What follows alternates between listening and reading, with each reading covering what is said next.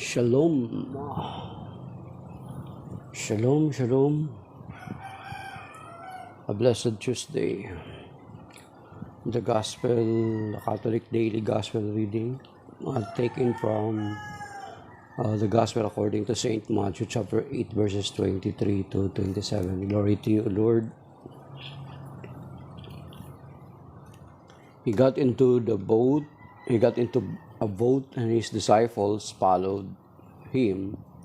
Suddenly a violent storm came up on the sea, so that the boat was being swamped by waves, but he was asleep. They came and woke him, saying, "Lord, save us. We are perishing."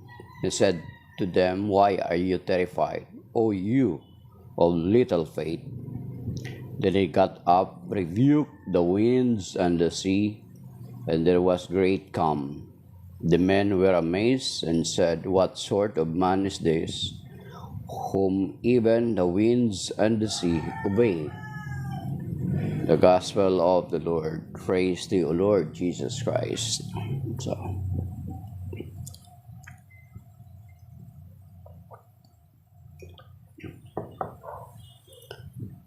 Kung malala natin, ito yung Gospel nung other Sunday.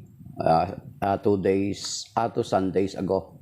Ito yung Ebanghelyo 2 Sundays ago. So, makikita natin dahilan sa ang paraan ng Panginoon para lagi sila makapagpahinga is lagi silang tumatawid sa ibayo. Pagod na pagod sila sa maghapon na pagmiministeryo o paglilingkod. So, kaya ito tumawid sila sa ibayong dagat. Kung mapansin natin mga kapatid, sa Ebanghelyo takot na takot ang mga alagad. Pero kung maalaala natin na lahat halos ng mga alagad ay mga mangingisda, maliban kay Matthew. Almost all of them are mga professional na mga mangingisda. Yet, pagdating dito sa nangyari sa kanila na may napakalaking storm, violent storm, natakot sila. Ibig sabihin, sa karanasan nila bilang mga mangingisda it is beyond their control already. So, takot na sila.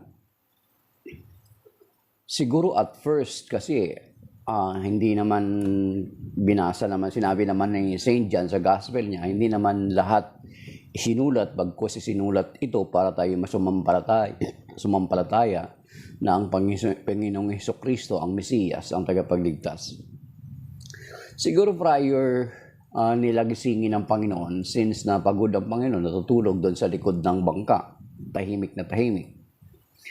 Prior nila gisingin ang Panginoon, siguro bilang mga professional or mga taong, kumbaga para masabi natin, mga taong nakatira na sa dagat is, prior nila siguro gisingin ng Panginoon is, gumawa din sila ng kaparaanan nila.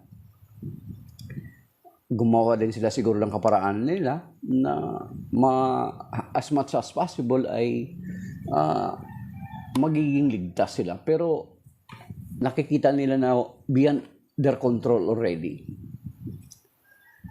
Then sa kanila ginising ang Panginoon, natatakot sila. Sabi niya,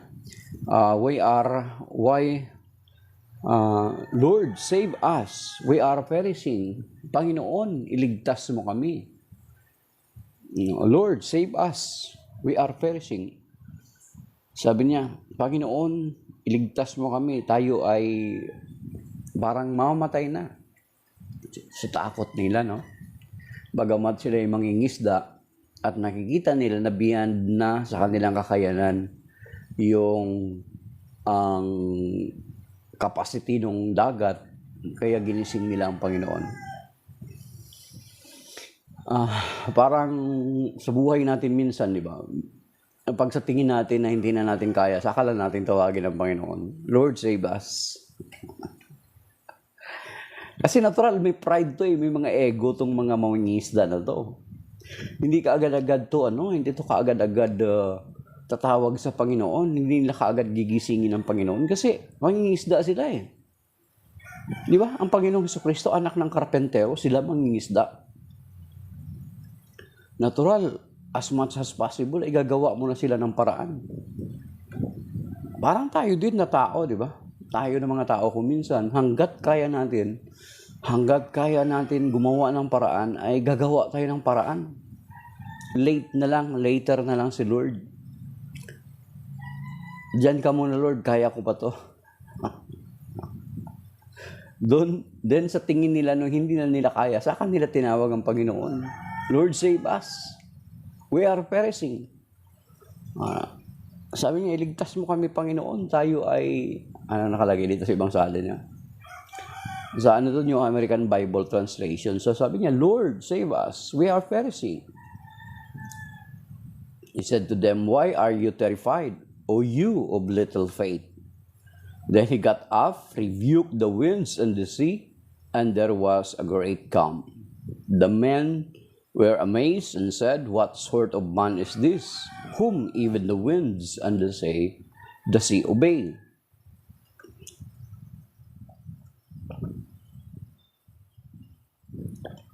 Diba? So sa atin hindi na tayo mag-question why the nature submit to our Lord Jesus Christ.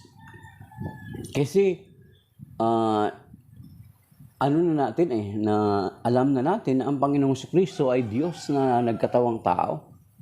Kung dito sa Ebanghelyo ay makikita natin na pagod siya at nagpapahinga, it is because of His humanity. Because nagkatawang tao siya eh. Nagkatawang tao siya eh. So, pagod siya sa maghapon na paglilingkod na pagbiministeryo. Pero bagamat naging tao siya, yung kanyang katangian ng pagka-Diyos ay naroon pa rin. Di ba? Sinasabi naman yan doon sa Colossians chapter 2 verse 9. Anong sinasabi doon sa Colossians chapter 2 verse 9? Sabi rito, basahin natin sa Tagalog ha. Sa Colossians chapter 2 verse 9, that is why the nature, even the nature submits to our Lord Jesus Christ. Okay, sabi rito. Sa Colossians chapter 2 verse 9, sabi niya, sapagkat ang buong kalikasan ng Diyos ay nakay Kristo sa kanyang pagiging tao. So you see, the full nature of God is in Christ, even sa kanyang pagiging tao, sa kanyang pagkakatawang tao. So hindi purely tao lang ang Panginoong Jesucristo, kundi siya ay Diyos na nagkatawang tao. Malinaw naman yan sa Biblia, sa hula, di ba? Ito lagi nating binabanggit ito kasi related with we need to mention, di ba? Isaiah 7:14, Isaiah chapter 9 verse 6, then sa John chapter 1 verse 1 to 3, then verse 14. Makikita din natin doon sa verse 14 na sabi doon is sa John chapter 1 verse 14, ang sabi dito. Basahin natin sa English naman. Okay. John 1:14.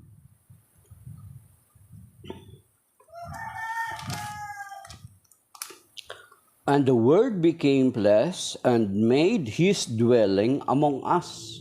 Yan. Isaiah 7:14, Isaiah 9:6, related. And made His dwelling among us, and we saw His glory. Ito yung patutuon ng San Juan. Nakita namin ang kanyang kalalatian, the glory as of the Father's only Son. The glory as of the Father's only Son, full of grace and truth. So, makikita natin sinasabi doon sa Colossians chapter 2 verse 9 na ang buong kalikasan ng Diyos ay nakay Kristo sa kanyang pagiging tao. Okay? So that is why when He got up, na-rebuke niya ang dagat, tumigil. Di ba? Hindi siya nagsabi na, Ama, patigilin mo ang alon na ito. He directly commanded the nature to stop. and the nature stuff. Kaya sabi ng itong ginawa ng mga alagad, actually dapat maganda rin itong panalangin natin. Yung mga pagkakataon na sa tingin natin ay takot na tayo. Yung takot na tayo sa buhay, takot na tayo sa mga nangyari sa ating buhay. Pwede natin gawing panalangin ang panalangin ito. Yung word na yun, Lord, Lord save us. Lord save us. We are perishing. Lord save us. Pero kalakipan natin ng pananampalataya, baka sasabihin din sa atin ng Panginoon, napakaliit naman ang inyong pananalig. Diba? Sabi niya, kung meron lamang kayong pananampalataya na katulad ng isang butil na mustasa, diba? Sinasabi niya, ay masasabi niyo sa bundok na ito ay lumipad ka at lilipat ito. Diba? Sabi niya, kung mayroon lang tayo, kahit maliit lang yung pananampalataya natin, kahit katulad ng butil na mustasa. Of course, pag sinasabing butil na mustasa, it does not remain maliit. Dapat lumalago yung pananampalataya natin. Kasi ang mustasa, pag itinanim mo yan, lumalago yan. Diba? Nabasa naman natin yan sa other passages na it becomes a tree at pinamumugaran ng mga ibon. So, ibig sabihin, ang ating pananampalataya dapat ay lumalago, tumitibay, tumatatag, para hindi tayo pagsasabihan ng Panginoon, you of little faith. So, in times of trouble, is tawagin naman natin ang Panginoon katulad ng ginawa ng mga alagad. Lord, save us! Diba? Kaya ngayon sinasabi doon sa Nahum chapter 1 verse 7. Ito dapat memory verse natin dito. At maging doon sa Romans chapter 10 verse 13. Nakalagay doon sa Romans chapter 10 verse 13, for whosoever shall call upon the name of the Lord will be saved. Yan, sabi dito. Sa Nahum chapter 1 verse 7, the Lord is good, a refuge on the day of distress. It takes care of those who have recourse to Him.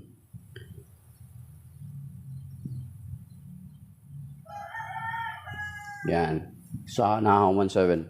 Maganda sa memory verse, mga kapatid. The Lord is good, a refuge on the day of distress. It takes care of those who have recourse to Him. Yan, ganda. At maging doon sa Romans chapter 10 verse 13, for whosoever shall call upon the name of the Lord shall be saved. So yun yung panghahawakan natin. Lord, iligtas mo kami. It is beyond our control already. Yan, isa yan sa prayer na ginagawa ko na term, na ginagamit ko na term. Lord, save us from beyond the things beyond our control. Kasi pag sinabing beyond our control, inaasa na natin sa Panginoon kasi hindi na natin magagawa sa sarili nating kaparaanan. Sabi rin dito sa Psalm 46, ito maganda rin ito mga kapatid, panghawakan. Psalm 46, di ba? Kapag may mga trouble sa buhay natin, ito rin yung magandang ipanalangin. Kaya nga actually sikat na kanta to na baka hindi nyo na yung sa Psalm 46, dito hinango yung kanta ng Hillsong na Still. God is our refuge and our strength and an ever-present help in distress. Thus we do not fear, though earth be shaken and mountains quake to the depths of the sea. Though its waters rage and foam and mountains totter at its surging, the Lord of hosts is with us. Our stronghold is the God of Jacob. Then dun sa verse 10, sa other translation, sa verse 11, sa nakalagay. Pero dito, sabi niya, be still and confess that I am God, and I am exalted among the nations, exalted on the earth. The Lord of hosts is with us. Our stronghold is the God of Jacob. So kung kasama natin ang Diyos, tawagin natin siya, gisingin natin siya, hindi naman natutulog. Actually, natutulog lang ang Panginoon. Sinasabi ko nga sa inyo, during this time is because naging tao siya, nagkatawang tao siya. Pero sa kanyang pagbalik sa Ama, wala naman silang doon, wala namang araw at gabi doon. Tayo lang meron. Di ba? They are not bound in time and space. Tayo lang naman may araw at gabi kasi nag-iikot yung mundo natin. revolving around the sun. Pero sa Panginoon, walang araw at gabi. Kaya nga kung babasahin natin dito sa Psalm 121, maganda rin yun. Sabi niya, sa Psalm 121, I look up my eyes to the hills. Where does my help come from? My helps come from the Lord, maker of heaven and earth. Tapos ang karugtong doon, sabi dito, ang ganda rin yun.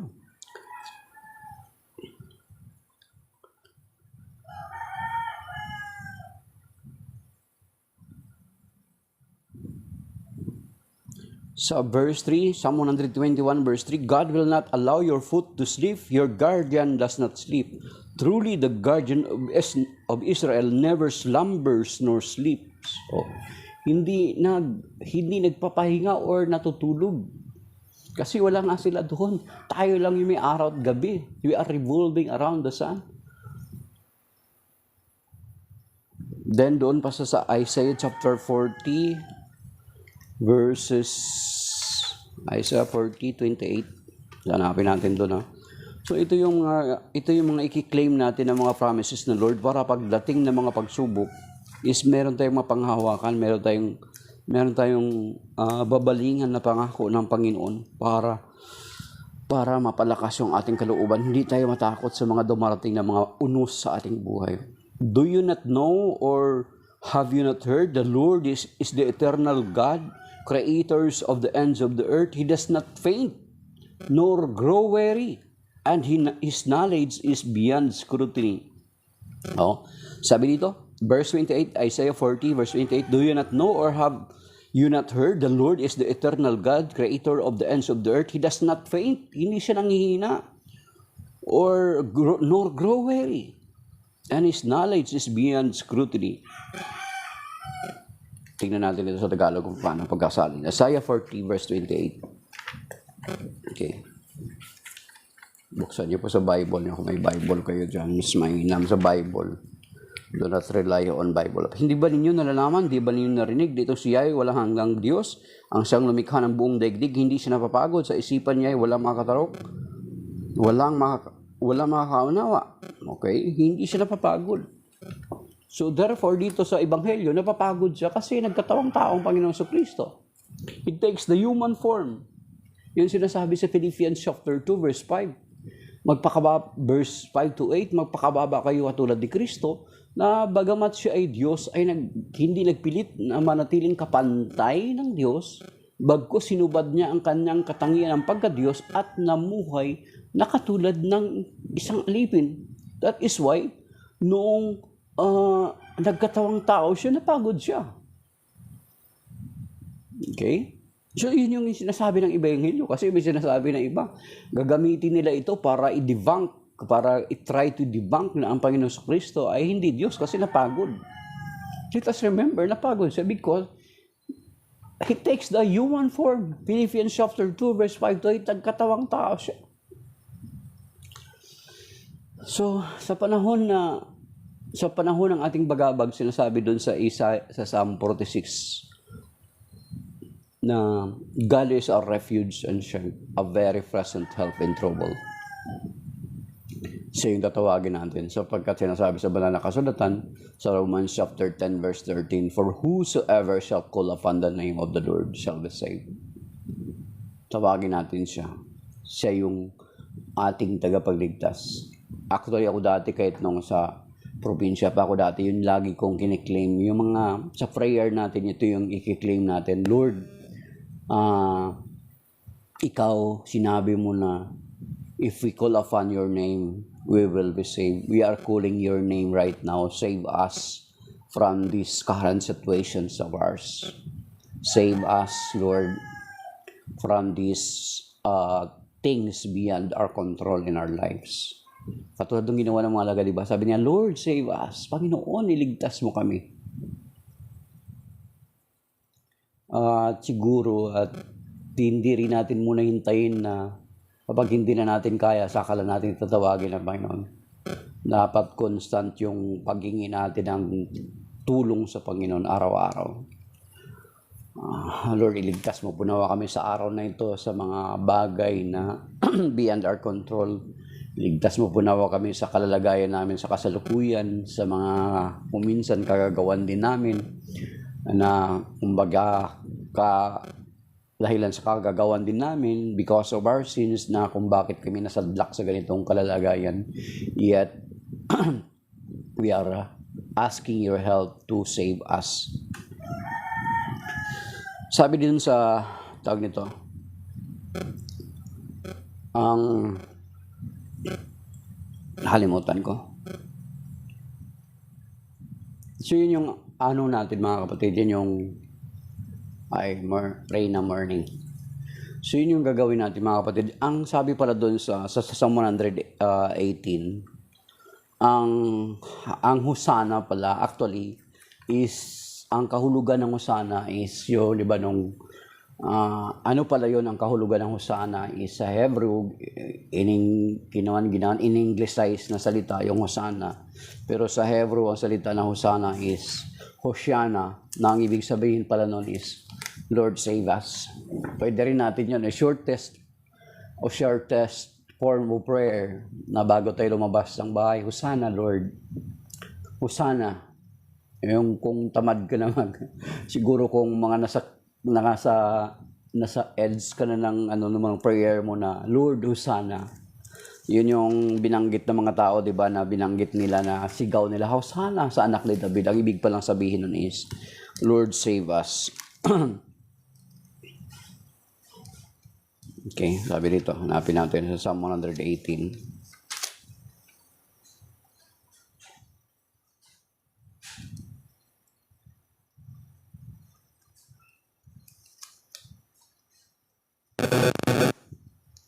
Ito. So, basahin din natin sa 118 verse, katulad ng pangako kanina na binanggit natin. 118 verse 5. In danger, I call on the Lord. The Lord answered me and set me free. Kasi, so ito yung isa sa mga Lord, tumatawag ako sa iyo ngayon. Iligtas mo ako. Hosana, Lord. The Lord is with me. I am not afraid. What can mortals do against me?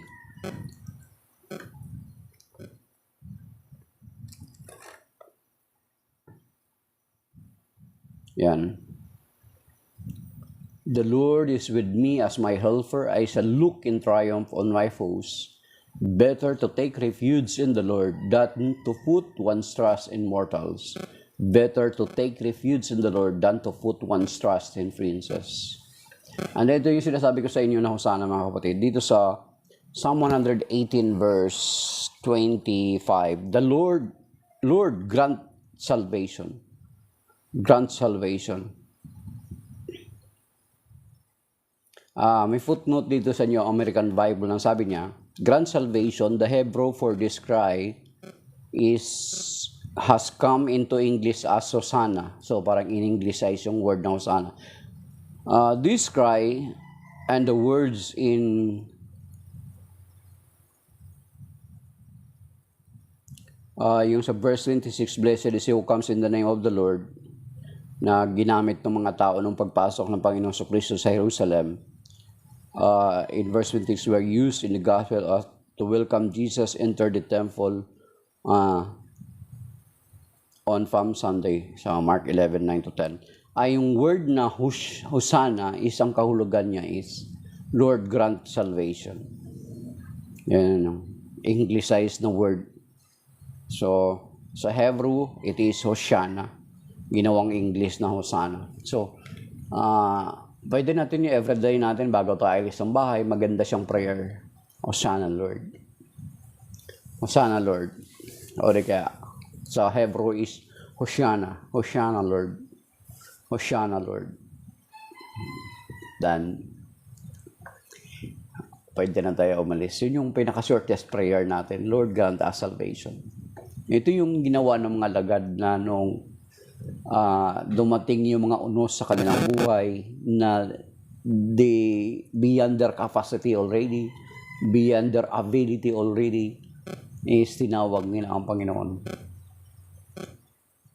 At sinasabi doon sa Nahum chapter 1 verse 7 ay Balikan natin bago tayo magtapos. Sabi dito sa Tagalog, hanapin ito. Nahum or Nahum. Nahum ang tawag ko, Nahum. Nahum. Sabi dito sa Nahum chapter 1 verse 7. Maganda sa memory verse, i-memorize mga kapatid as our memory verse. At panghawakan natin yung pangako ng Panginoon para sa panahon na parang bagabag na tayo ay, Lord, according to your word, you said that, yan. Sabi dito, si Yahweh ay napakabuti, matibay na kanlungan sa panahon ng kaguluhan, mga nananalig sa Kanya ay Kanyang inaalagaan. Yan, sabi niya. So, yan yung mga pangako na pwede nating panghahawakan sa panahon ng ating kagipitan. Lord, iligtas mo kami. It is already beyond our capacity. We recognize and na hindi namin ito kaya sa aming sariling kaparaanan, Panginoon. Iligtas mo kami sa aming kalalagayan. Iligtas mo kami sa aming kasalukuyang kinasasadlakan. Iligtas mo kami, Panginoon, sa mga bagay na ito na kung saan kami rin ang may kagagawan. Ngunit hinihingi namin ang iyong tulong na tulungan mo kami. Iligtas mo kami, Panginoon. At sa ating pagtawag sa Panginoon, katulad nung ginawa ng mga lagad, ay iligtas nawa tayo ng Panginoon sa ating kasalukuyang kinasasadlakan. Amen. So, shalom. Maybe that is by now, and may God bless us all. Ang background ko pala is kung titigan nyo yan ng mga about mga 60 seconds, yan, titigan nyo yung dot na 4 sa 60 seconds, then i-blink nyo yung mata nyo mga 60 seconds, then i-blink, titigan nyo ng mga 60 seconds, then i-blink nyo yung mata nyo sa wall. Yan. Nakakita nyo yung picture ni Jesus. Siguro nakita nyo na rin ito before. Try nyo mga kapatid. Yan, try nyo. Then blink your eyes sa wall pag natitigan nyo na.